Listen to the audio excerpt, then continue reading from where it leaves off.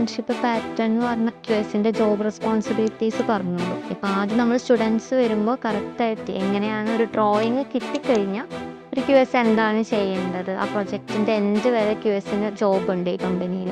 അപ്പോൾ എന്താണ് ആ ക്യുഎസ്, ഈ കമ്പനിയുടെ ക്യുഎസ് എങ്ങനെയാണ് ഒരു ജോബ് ചെയ്യുന്നതെന്നുള്ളത് കറക്റ്റായിട്ട് അവർക്ക് പറഞ്ഞു കൊടുക്കും. നമ്മൾ 3 സൈറ്റ് വിസിറ്റ് അവർക്ക് പ്രൊവൈഡ് ചെയ്യുന്നുണ്ട്. അതേപോലെ 3 ഡ്രോയിങ്സ്, 2 കൊമേഴ്ഷ്യൽ, പിന്നെ ഒരു റെസിഡൻഷ്യൽ ഡ്രോയിങ് വെച്ചിട്ട് എങ്ങനെയാണ് എസ്റ്റിമേറ്റ് എടുക്കുക. അവർ ഓൾറെഡി എസ്റ്റിമേഷൻ പഠിച്ചിട്ടാണ് വരുന്നത്, പക്ഷെ അത് ഡിഫറെൻ്റ് ആയിരിക്കും. നമ്മളൊരു കമ്പനിയിൽ കയറി വർക്ക് ചെയ്യുമ്പോൾ എങ്ങനെയാണ് ഒരു എസ്റ്റിമേഷൻ ചെയ്യേണ്ട കാര്യങ്ങളൊക്കെ നമ്മൾ ആ സ്റ്റുഡൻസിന് കറക്റ്റായിട്ട് പറഞ്ഞു. ഞാൻ CNIയിലെ ക്വാണ്ടിറ്റി സർവേയിങ് ഓൺലൈൻ സ്റ്റുഡൻ്റ് ആണ്.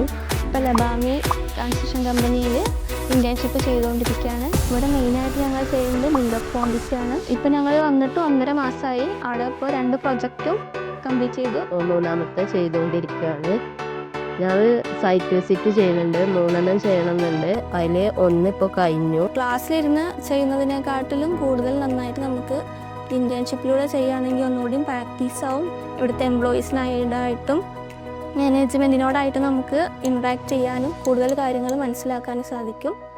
അപ്പോൾ ഇതൊരു ബെറ്റർ ഓപ്ഷനാണ്. കാരണം നമ്മൾ വേറൊരു കമ്പനിയിൽ ജോയിൻ ചെയ്യുകയാണെങ്കിൽ അതിനുള്ളൊരു എക്സ്പീരിയൻസും ഒരു ട്രെയിനിങ് കൂടിയാണ് നമുക്ക് ഇവിടെ ലഭിക്കുന്നത്.